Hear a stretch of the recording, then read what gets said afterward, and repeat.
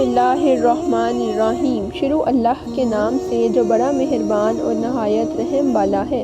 بیان کیا جاتا ہے کہ حضرت سیدہ عائشہ صدیقہ رضی اللہ عنہا کو رسول صلی اللہ علیہ وآلہ وسلم سے بہت محبت تھی اور آپ رضی اللہ عنہا ہمہ وقت رسول صلی اللہ علیہ وآلہ وسلم کی ضروریات کو پورا کرنے کی کوشش کرتی۔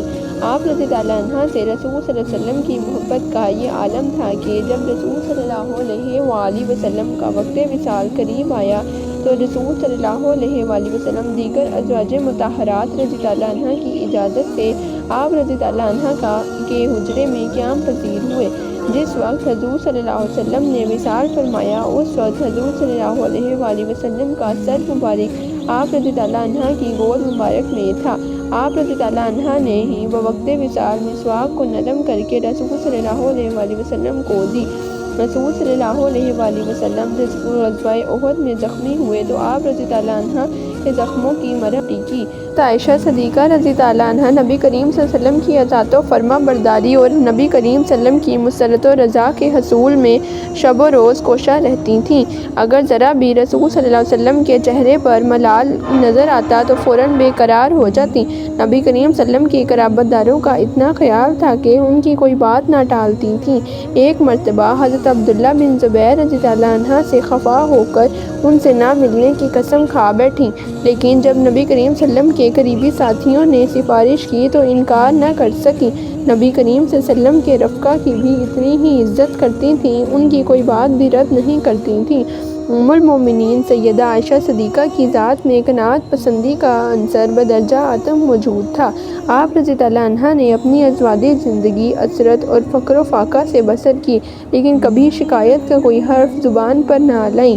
بیش بہا لباس، گراں قیمت زیور، عالی شان عمارت، ان میں سے کوئی چیز شوہر کے ہاں ان کو حاصل نہیں ہوئی اور دیکھ رہی تھیں کہ فتوحات کا خزانہ سیلاب کی طرح ایک طرف سے آتا ہے اور دوسری طرف نکل جاتا ہے، تاہم کبھی ان کی طلب بلکہ حوث بھی آپ رضی اللہ عنہا کو دامن گیر نہیں ہوئی۔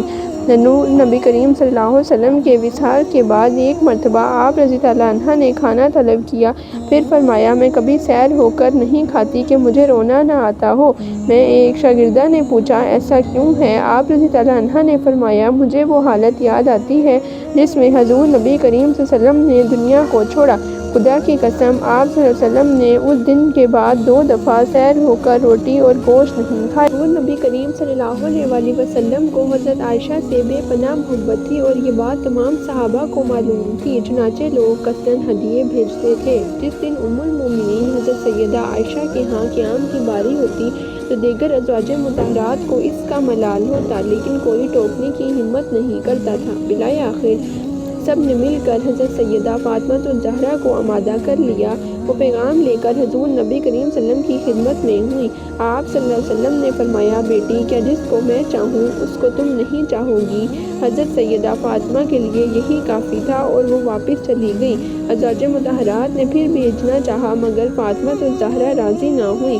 حضرت ام سلمہ ایک سنجیدہ بی بی تھیں، اس لیے موقع پا کر سنجیدگی کے ساتھ درخواست پیش کی۔ آپ صلی اللہ علیہ وسلم نے فرمایا ام سلمہ مجھ کو عائشہ کے معاملے میں ضد نہ کرو، کیونکہ عائشہ رضی اللہ عنہا کے علاوہ کسی اور بیوی کے لحاظ میں مجھ پر وحی نازل نہیں ہوئی۔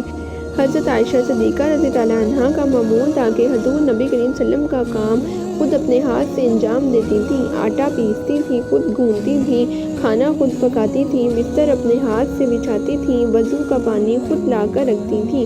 آپ رضی اللہ عنہا قربانی کے لیے جو اون بھیجتے اس کا خیال رکھتی۔ آپ صلی اللہ علیہ وسلم کے سر میں اپنے ہاتھ سے کنگھا کرتی تھیں، جسم مبارک پر عطر مل دیتی تھیں۔ آپ صلی اللہ علیہ وسلم کے کپڑے اپنے ہاتھ سے دھوتی تھیں، سوتے وقت مسواک اور پانی سرہانے رکھتی تھیں، مسواک کو صفائی کی غرض سے دھویا کرتی تھیں۔ گھر میں آپ صلی اللہ علیہ وسلم کا کوئی مہمان آتا تو اس کی خدمت کرتی تھیں۔ امید ہے آج کی ویڈیو آپ کو اچھی لگی ہوگی۔ اس طرح کی مزید ویڈیو سننے کے لیے ہمارے چینل کو سبسکرائب کریں۔ ملتے ہیں اگلی ویڈیو میں، تب تک کے لیے اللہ حافظ۔